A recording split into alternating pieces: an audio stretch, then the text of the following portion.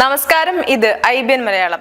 Iranian പീഠഭൂമിയുടെ തെക്കുകിഴക്കൻ അറ്റത്താണ് ബലൂചിസ്ഥാൻ സ്ഥിതി ചെയ്യുന്നത്.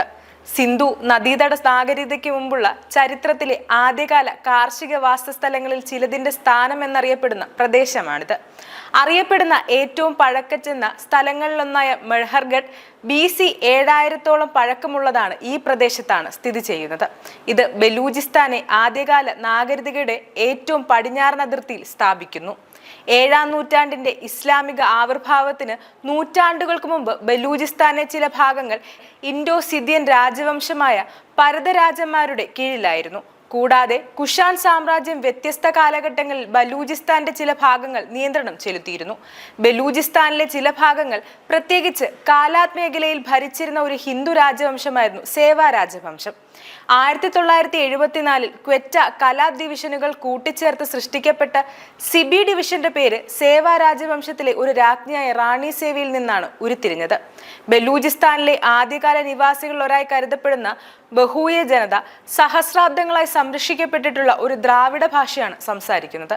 ശിലായുഗത്തിലും വെങ്കലയുഗത്തിലും മഹാനായ അലക്സാണ്ടറുടെ കാലത്തും ബലൂചിസ്ഥാനിൽ ഒരു തദ്ദേശീയ ജനസംഖ്യ ഉണ്ടായിരുന്നെങ്കിലും ഇപ്പോൾ പ്രവിശ്യയിലെ ഏറ്റവും വലിയ വംശീയ വിഭാഗമായ ബലൂച്ച് ജനത 14-ാം നൂറ്റാണ്ട് വരെ ഈ പ്രദേശത്ത് കുടിയേറി. ഒരു സിദ്ധാന്തം സൂചിപ്പിക്കുന്നത് ബലൂച്ച് ജനത മീഡിയൻ രാജവംശമാണെന്നാണ്. ഈ ബലൂചിസ്ഥാൻ പിന്നീട് പാകിസ്ഥാൻ അവരുടേതാക്കി. കശ്മീരിലെ ഒരു കൂട്ടം ഭീകരർ പാകിസ്ഥാന്റെ പിന്തുണയോടെ നിരന്തരമായി ഇന്ത്യക്കെതിരെ യുദ്ധം ചെയ്യുമ്പോൾ ബലൂചിസ്ഥാനിലെ സ്വാതന്ത്ര്യ പോരാളികൾ പാകിസ്ഥാനെതിരെ യുദ്ധം ചെയ്യുന്നു. ബലൂചിസ്ഥാനെ സംബന്ധിച്ചിടത്തോളം അവർക്ക് പാകിസ്ഥാനിനേക്കാൾ പ്രിയം ഇന്ത്യയോടാണ്. സ്വതന്ത്ര ബലൂചിസ്ഥാനാണ് അവരുടെ ലക്ഷ്യമെങ്കിലും അവർക്ക് ഇന്ത്യൻ ഭരണത്തിന് കീഴിൽ നിലനിൽക്കാനാണ് താല്പര്യം.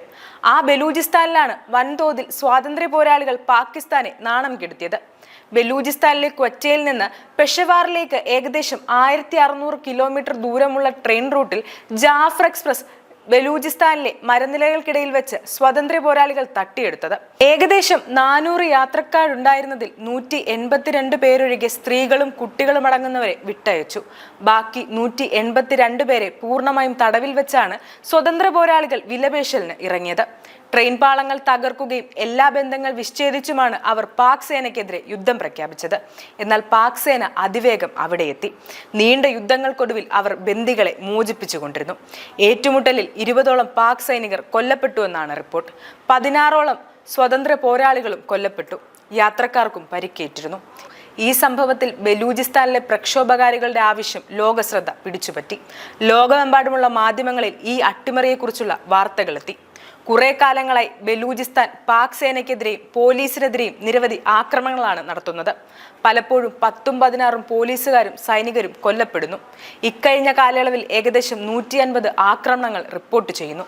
ഭൂമിശാസ്ത്രപരമായി പാകിസ്ഥാന്റെ ഏറ്റവും വലിയ പ്രവിശ്യയാണ് ബലൂചിസ്ഥാൻ. പാകിസ്ഥാന്റെ ആയത് പൂർണ്ണ മനസ്സോടെയല്ല. ബലൂചിസ്ഥാൻ ഗ്രാമസ്വരാജിന്റെ ഉറവിടമായിരുന്നു. സ്വാതന്ത്ര്യ സമരത്തിൽ കോൺഗ്രസിനോടൊപ്പം നിന്ന് ബലൂചിസ്ഥാൻ ലീഗിനെ തള്ളിക്കളഞ്ഞു. അവർ ആഗ്രഹിച്ചത് മറ്റൊന്നുമല്ല, തങ്ങളുടെ ഗോത്രവർഗ പാരമ്പര്യം നിലനിർത്തിക്കൊണ്ട് സ്വതന്ത്ര ബലൂചിസ്ഥാൻ രാജ്യം സ്ഥാപിക്കുക എന്നതായിരുന്നു. എന്നാൽ മുഹമ്മദ് അലി ജിന്ന അതിന് താല്പര്യപ്പെട്ടില്ല. ബലൂചിസ്ഥാനെ പാകിസ്ഥാനികൾക്കൊപ്പം നിലനിർത്തുക എന്നതാണ് ബ്രിട്ടീഷുകാരും ആഗ്രഹിച്ചിരുന്നത്. അങ്ങനെയാണ് മനസ്സില്ലാ മനസ്സോടെ 1948-ൽ ബലൂചിസ്ഥാൻ പാകിസ്ഥാന്റെ ഭാഗമാകുന്നത്. എന്നിട്ടും അതിനെ ഒരു സ്വതന്ത്ര പ്രവിശ്യയായി അംഗീകരിക്കാതെ പാക് പട്ടാളം അടിച്ചമർത്തുകയായിരുന്നു. പാകിസ്ഥാനിൽ ഏറ്റവും കൂടുതൽ പ്രകൃതി വിഭവങ്ങൾ കിട്ടുന്ന ഉറവിടമായിട്ടും ബലൂചിസ്ഥാന് ലഭിച്ചത് പട്ടിണി മാത്രം. ഇപ്പോഴും 100 വർഷം പിറകിലാണ് ബലൂചിസ്ഥാനിലെ ഗ്രാമങ്ങളെന്നത് ഞെട്ടിക്കുന്നതാണ്. അതുകൊണ്ട് തന്നെ അവിടെയുള്ളവർ തങ്ങൾ പാകിസ്ഥാന്റെ ഭാഗമാണെന്ന് സ്വപ്നത്തിൽ പോലും ചിന്തിക്കുന്നില്ല. ബലൂചിസ്ഥാനിൽ ലിബറേഷൻ ആർമി അഥവാ BLA എന്ന സംഘടന സ്വാതന്ത്ര്യ സമര സേനയായി അറിയപ്പെടുകയാണ്.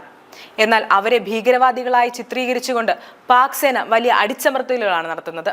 അതിനിടയിലാണ് ചൈന പാക് കോറിഡോറിന് രൂപം നൽകുന്നത്. പാക് കോറിഡോർ ബലൂചിസ്ഥാനിലൂടെ കടന്നുപോയപ്പോൾ അവരുടെ വിദ്വേഷം ഇരട്ടിച്ചു. പാകിസ്ഥാനിലെ ചൈനീസ് താല്പര്യങ്ങൾക്കെതിരെ നിരന്തരമായ ആക്രമണങ്ങൾ ഉണ്ടായി. നിരവധി ചൈനീസ് പൗരന്മാർ കൊല്ലപ്പെട്ടു. ചൈനയുടെ സഹായത്തോടെയാണ് ഇപ്പോൾ പാകിസ്ഥാൻ ബലൂചിസ്ഥാനെ അടിച്ചമർത്താൻ ശ്രമിക്കുന്നത്. ബലൂചിസ്ഥാനിലെ സ്വാതന്ത്ര്യ പോരാളികൾക്ക് പിന്നിൽ മറ്റാരുമല്ല, ഇന്ത്യയാണ്. ഇന്ത്യയുടെ രഹസ്യാന്വേഷണ ഏജൻസി പാകിസ്ഥാനെ ഛിന്നഭിന്നമാക്കാൻ ശ്രമിക്കുന്നു എന്നതാണ് ഇപ്പോൾ പാകിസ്ഥാന്റെ വാദം. എന്തായാലും ബലൂചിസ്ഥാനിലെ സ്വാതന്ത്ര്യ പ്രവർത്തകർ ദിനംപ്രതി പാകിസ്ഥാനെ കരുത്തുകാട്ടി മുന്നോട്ടു പോകുന്നു. ആ കരുത്തിന്റെ ഒടുവിലത്തെ ഉദാഹരണമാണ് ജാഫർ എക്സ്പ്രസ് തടവിലാക്കിയത്.